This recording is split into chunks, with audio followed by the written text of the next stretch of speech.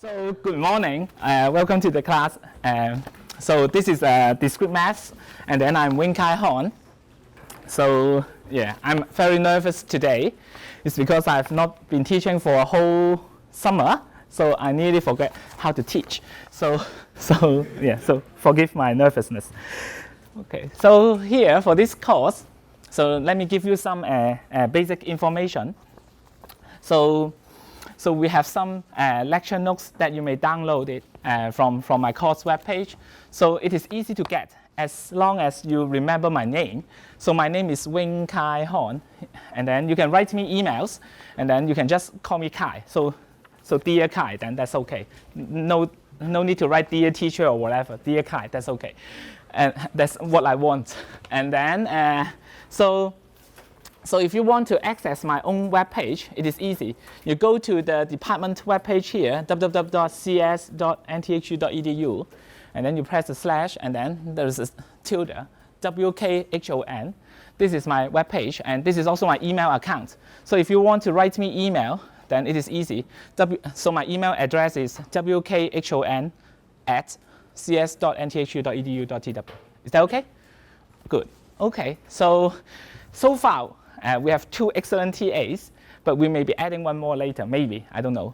So we will have some announcement of the course, like when we will have the exams, when we will have a tutorial, and then anything special, maybe I'm getting sick or whatever, okay, through this system. So we will sending you messages through this ILMS system, okay? Now, let me tell you what is this course about. So the title of this course is very strange. It is called Discrete Mathematics or Discrete Math. So the focus here is something that is discrete. So first of all, what is the opposite of discrete? Anyone? What is the opposite of? So discrete and what? If something that is not discrete, yes? Combination is also a kind of discrete things. You will see. So let me tell you, discrete things are something that we can count it one by one. So you can see it. Like you read a book, and there are many sentences. So the number of sentences in a book is something that we can count one by one. So a book is something that is discrete. It consists of 1, 2, 3, a countable number of sentences. Also, within each sentence, it has some words that we can count. So anything that we can count should be count one by one is considered discrete. Okay, so this can be extended to some very strange things, like when we write a mathematical proof. You want to prove something. So the proof itself is some finite number of arguments. So it is a discrete thing. So we will talk about this inside this course. Of course, so he has just introduced the word combinations. So combinations is also discrete. It is in the sense that we are counting how many ways we can do things, right? So this is how many ways that we can go to the McDonald's and then have a different meal every day, so that we have a different kinds of burger and a different kind of drinks. Okay, so these are different combinations that we will talk about. So we can count it. This is the first kind of combination, the second kind, the third kind. So this is also discrete. So opposite to discrete will be something that is difficult to count, or there is no way to count. What things we cannot count? What things? What things? Yeah, so it's strange, right? There is really something that we cannot count, something that is continuous. Then this is very, very difficult to count. If you draw a line, okay, you draw a line, and then how many dots are inside this line? Then there are infinite number of points here. And later we will see that it is not just 1, 2, 3. We can never count the number of points on a line. Okay, so when we are using the radio or the television, so there are frequency that we're receiving. Okay, nowadays, so we may tune our television to a certain kind of a number, like 104 blah blah blah dot kilohertz or whatever. Okay, so this may be something that we call it discrete. But then usually it is not just a single number. It is usually a range of real numbers that is in between. And in this case, these are things that is continuous. and this is difficult to count. So the good thing here is that we are not dealing with that. If things cannot be counted, it can create some problem. Okay? So we are going to talk about discrete math, and then why we are going to talk about discrete math in a computer science course. Why? So this is a computer science course, right? So why? So math is already strange. We're studying math in a computer science course, right? It's very, very strange. Why? Why? Okay, of course, there are history. Okay, computer science does not generate from nothing. It is generated, okay, or it is developed by a group of professors that has mathematical background. Even the first computer is designed by mathematicians, okay?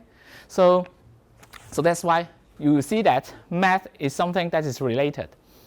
But why we are talking about math in a computer science course? Okay, it is also because we are using a computer mainly to solve problems that we don't want to solve by ourselves. Okay? And in that case, you want the computer to solve a problem, what? Correctly, right? And then quickly. So these are some things that we need to keep in mind. But how do you know whether the computer is solving a problem correctly? In that case, we will need proofs. You need to prove that using a certain way, a certain kind of instructions, if the computer can follow these discrete instructions step by step, then it is going to solve the problem correctly, then it is what we want. So in here, we will need to prove this is correct and this is discrete thing. Proof is, okay, a discrete number of sentences that we have. And we also want to talk about whether a computer can solve a problem quickly, right? And then how do you measure how quick it is? So computer, we are running, I don't know how fast we are, 4 gigahertz or maybe more. Oh no. Oh, my old days, my machine, the fastest machine is 4 gigahertz. How is the speed of your computer? How fast? Do you know? 16 gigahertz or whatever? I don't know. I have no idea how fast a computer runs nowadays. Pardon? Maybe 4. Okay, let's say 4G. 4 gigahertz, what does it mean? It means that in 1 second, a computer can run 4 giga numbers of operations. Okay? So operations like you can add 2 numbers together. You can bring something from your RAM into the place that you can look at the numbers. Okay? So these are the operations that we are looking for. So to check how fast your computer can solve a problem, we need to count how many operations that we need to solve a problem, right? And that is discrete things. It is never continuous. Okay? Although the transistor inside may be relaying some kind of continuous idea to represent a 0 or 1 inside the computer, but in the end, when we are talking about how fast your program run, your computer can solve your problem, then it is the number of operations that we look at. And these are discrete things. So somehow, so this is a special branch of mathematics that is very related to computer science. Okay? So we will talk about things like this. Okay, so some very, I think it is some very interesting example I will show you, problems that we may consider in this course. So for instance, is there a way to find a consecutive, okay, so let me ask you first. Does anyone know what is prime? What is a prime number? A prime number? Anyone? Yes, yeah? 指数. Okay, so a prime, yeah, very good. So a prime is a number, okay, usually we define it to be a number greater than 1. So you start counting from 2, okay. A number that has only 1 and itself as the divisor. So no other numbers can divide the number, no any other number can divide the number. So for instance, 7 is a prime because 7 has only 2 divisors, 1 and 7. Is that okay? But then 9 is not a prime. 9 is divisible apart from 1 and 9. It can be divided by 3 properly. Okay? Okay, so what are the primes? So 2 is a prime, 3 is a prime, right? And then the next one is 5, okay? And then the next one is 7, and then the next one is 11, 13, and so on and so forth, okay? So 2 and 3, in between the gap is 1. 3 and 5, in between the gap is 2. This is 2, and this is 4, and then this is 2. Is that okay? And then somehow the exact gap between consecutive primes is difficult to predict. And so far there is no way to, maybe this is what I guess, there is no way to predict what is the next prime. But on the opposite, if I ask you a question, is there some prime, let's say this is a prime, some prime, let's call it P. P is a prime. Let's say there is another prime, maybe this is the Q, such that in between there are no primes. But then the gap is very long. Let's say, can I have a gap of 1 million between 2 consecutive primes? What do you think? Would that be possible or would that be impossible? And let's get a vote. If you think it is impossible, could you please raise your hand?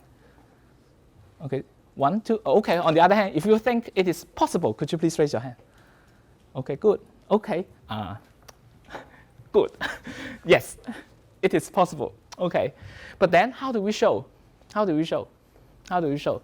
Then here, this is something that is related to, you want to find a way of proving that this is correct.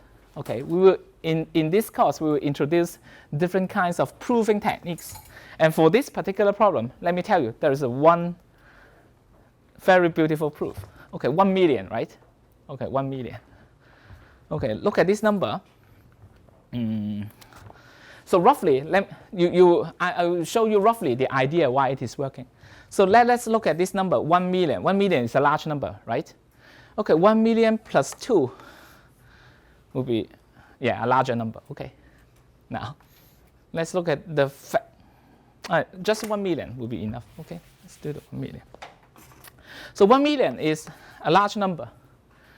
And then let us take the factorial of this one. So what is 1 million factorial? So factorial is something like 5 factorial is 5 times 4 times 3 times 2 times 1. Okay, 10 factorial will be 10 times 9 times 8, blah, blah, blah, up to 1. Okay, 1 million factorial, 1 million times 1 million minus, okay, you know. Okay, so it is a super, super large number. Okay, now, if I add 2 to it,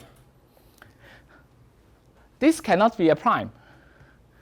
This cannot be a prime. Reason, it can be divisible by 2. Right? Okay, so let's look at another number, 1 million factorial plus 3. Yeah, this cannot be a prime because it can be divided by 3 properly. So we have 1 million, so you will see the trend. If I add 4 to it, it is still not a prime. So you have many, many numbers which are not prime. 1 million factorial plus 1 million. This is still not a prime. Okay? So what does it mean? So there may be a prime smaller than it. Okay, let's call it P. And there may be a prime greater than it. Let's call it Q. Then the gap between this P and Q will be very large. It has at least 1 million number, or roughly 1 million number here, at least. Okay, so that proves our claim. So our claim is that we are not finding P and Q such that exactly 1 million. Exactly 1 million may not be possible, but if it requires that the gap is greater than or equal to 1 million, then this is a proof. Okay? Now this is one kind of proving technique that we are going to talk about, and this is simple. The technique here is called what? Constructive proof. You construct a scenario that can help you prove what you want. Okay? There is a problem, a very basic problem in computer science called sorting.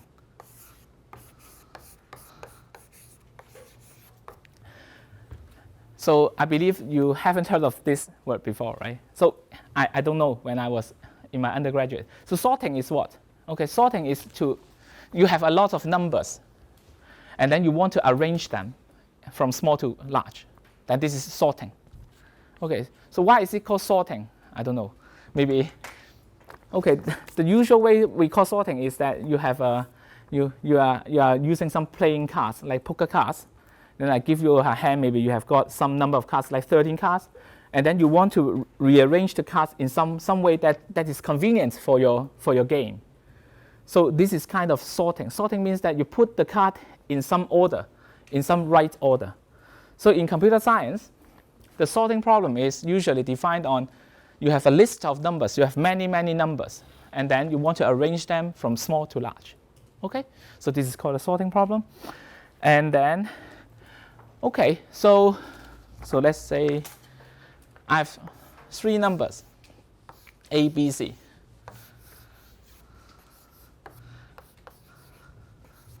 Okay, so I have 3 numbers, A, B, C. And then we don't know what is the number behind it, but you can ask the computer to compare any 2 numbers at a time. So maybe you compare A and B. And then I will tell you which one is larger, which one is smaller. So you can pick A, B and compare. You can pick B, C and compare, whatever. So is there a way that we can use this kind of basic operation, compare, to find out from small to large? Yes, how? Yeah, how? Okay, compare 2 times? Maybe, yeah, let's see. So let's compare A and B. 3 times, okay, good. Let's see. Okay, so let's compare A and B, okay. Maybe A is greater than B. Okay, then what do we do? Okay, and then let's compare B and C. Maybe B is still greater than C. Okay, good. Then in this case, we know that A is greater than B is greater than C. Okay, but in a bad day, maybe this is smaller. Then what should we do? Then in that case, we compare A and C. Okay, so maybe this is greater. Then we know what? We know that A will be the greatest number because it is greater than any other 2 numbers. Is that okay? And then C is the middle one, and B is the smallest one.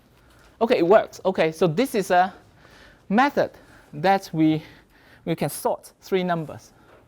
Okay, this method is by comparing every pair of numbers.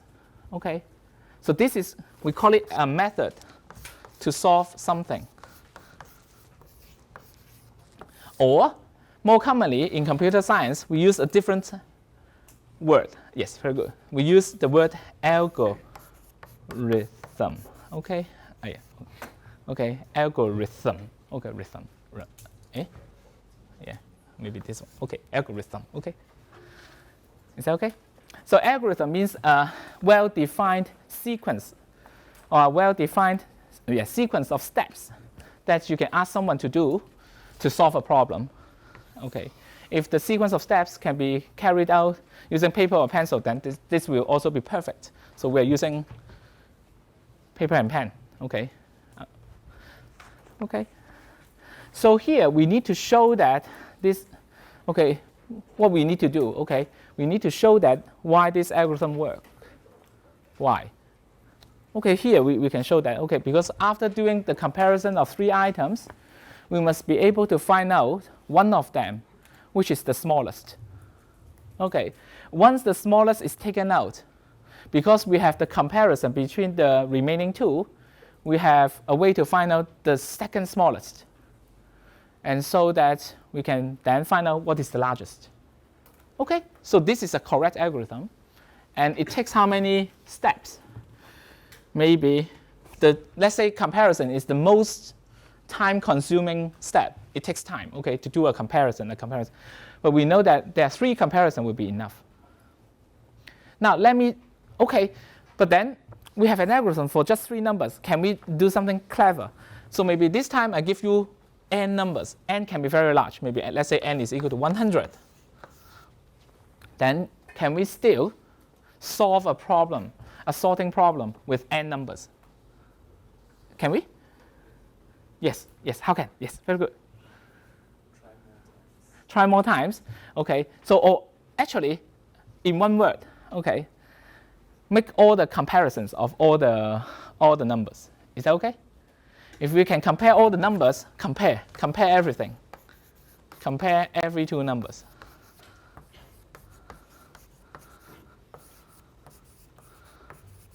Then why does it work? So compare every two numbers. We still do not show how we should do next. We have just the comparison. But then after we compare every two numbers, then what we can do? We can find out which number is the smallest one. If a number is being compared and then it is I'm the smallest one each time, then it is the smallest one. In that case, I can find out the smallest number, and then the remaining 99 numbers, they are still compared pairwise. So we can repeat the argument to show that I can still find the next smallest number, and so on and so forth. So this works, right? Okay, but then to show that this is really working, what I have done, n is equal to 100, right? So I'm saying that, okay, I can take out the smallest number, and then I can use similar method to take out the next smallest number, and then I can use similar method to take out the next smallest number, and so on and so forth. So my proof is actually very long. I need to repeat some kind of arguments like this for 100 times or for 99 times. Is there something that we can do so that I can save some of my time to explain this concept? Okay, there is a powerful technique. I believe a lot of you have heard of it. There is a powerful technique called mathematical induction. Okay, have you heard of it? 数学归纳法. Okay. Okay, this is powerful. It is because I'm not going to repeat this argument for 100 times. What I'm showing is that I can, if a problem of size, let me see. I'm actually showing something like this. If a problem of size n-1 can be solved, then I can solve a problem of size n. Or put it in an easier way, so I'm saying something that is very clumsy. If I can sort n-1 numbers, then I can sort n numbers using this method of all comparison. If I can sort n-1 numbers, then I can sort n. The reason is that when I have n numbers, I can find out the smallest number. Then the problem suddenly becomes something that we know if I can solve n-1 numbers. So if I can solve n-1 numbers, then I'm going to ask the friend that helps me to solve n-1 number, the case. He solve it. And then together, including my observation of what is the smallest number, then we get a whole list of numbers that is arranging from small to large. Is that okay? So this is somehow, okay, we are going to talk about this properly when we have when we are developing the concept of proving. But this is the idea. So the technique of mathematical induction saves us a lot of effort. We don't need to repeat the same thing many times. We just need to prove, okay, one or two different arguments, and then we can show that it works for n is equal to 100. It also works for n is equal to 1 million. Is that okay? Okay, so this is about proofs that we have seen. This is to prove the correctness. And what else? Okay, so is it fast? Okay, if I have 100 numbers, then if I need to compare all of them, so how many comparisons do we need? How many? Okay, so this is a problem that is asked by a primary school teacher to Gauss. Okay. You should know Gauss, right? Okay, when he was, I forget, 11 years old or even younger, okay?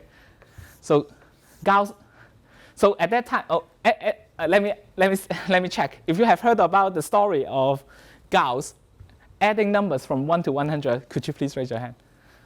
Oh, that's very good. Okay, but anyone know who is, what kind of job that Gauss' father did?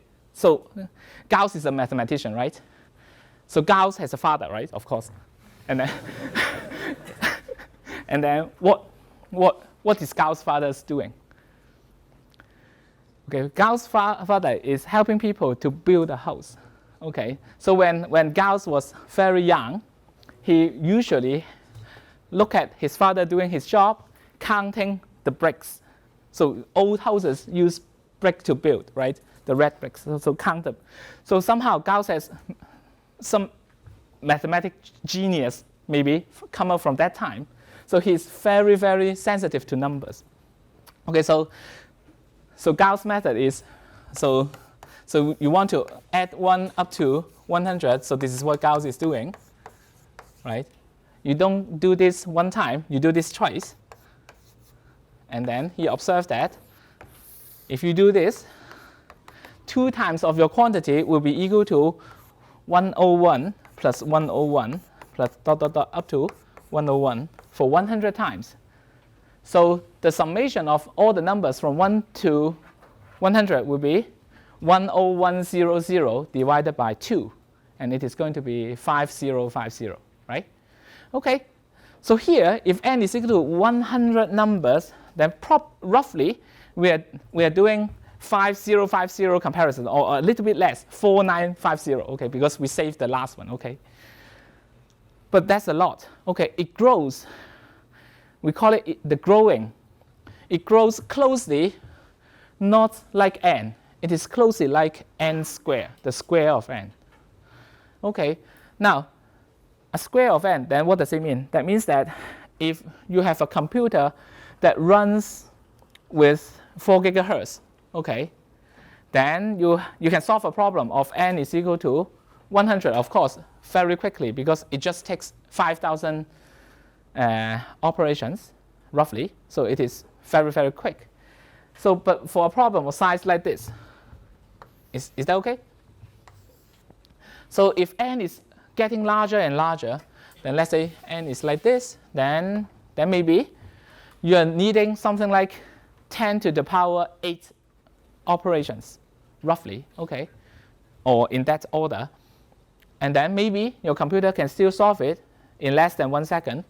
But now, if your problem size is 10 times larger, then it takes seconds. And then here, it takes hours. Is that minutes? Minutes or hours? 差不多, okay. Maybe this one, years or months, months or years. And then this maybe we will die already. Okay, so 1, 2, 3, 4, 5, 6, 7, 8. Okay, so this is going to be 10 to the power 16, right? But nowadays we have a lot of large records. So it is not actually a large number. It's not even, look at it. Eh? Median. This is median, right? Median. 10 million. 10 million. 1000万? Oh, 1000万. Okay, so this may be more than the total number of people in Taiwan, but still, it is not that large a number, right? So if you are using an algorithm that looks like this quadratic growth with a growth that close to n squared, then it may not be okay for some application. So we want to try to ask, okay, is there a better method? So in your, I believe you are going to study data structure soon. So in your programming course, advanced programming course, or the data structure course, you will learn some faster sorting technique. Okay, and then if you are lucky, then you can get an algorithm that runs in something like n times log of the n time.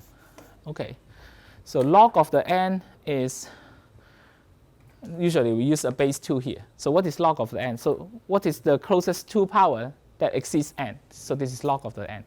So roughly speaking, so this is 10, this is 10, and this is something like 7. So in this example, this is roughly only 27 times 10 to the power how many? 8. Okay, something like this. Okay, so if you, so this is equal to what? So this is equal to, let's say 3, roughly. This is roughly like 3 times 10 to the power 9.